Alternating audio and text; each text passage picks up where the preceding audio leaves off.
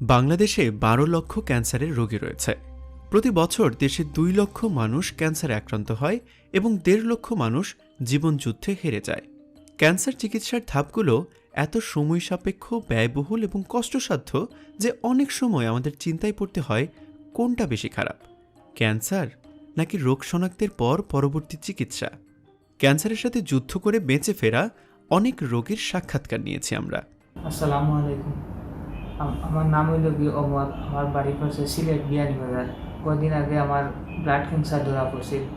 ঢাকাতে আমি চিকিৎসা করাইছি, 25টার মতো কেমো দিছি। দেওয়ার পরে আমার শরীরেও কোনো উন্নতি হল না।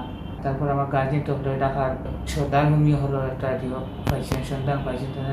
4 মাস ওষুধ খাইছি, খাওয়ার পর আবার টেস্ট করছি। টেস্ট হয়ে রিপোর্ট আইছে যে আমার শরীরেও কোনো ব্লাড ক্যান্সার নাই। আল্লাহর হুকুমে আমি ভালো আছি।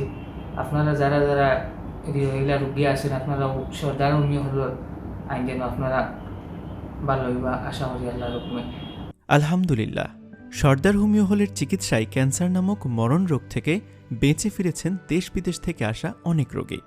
তাই যারা ক্যান্সার রোগে আক্রান্ত তাদের প্রতি আমাদের অনুরোধ, একবার হলেও সর্দার হোমিও হলের চিকিৎসা নিয়ে দেখুন। আল্লাহ যদি হায়াত রেখে থাকেন, আপনিও সুস্থ হবেন ইনশাআল্লাহ।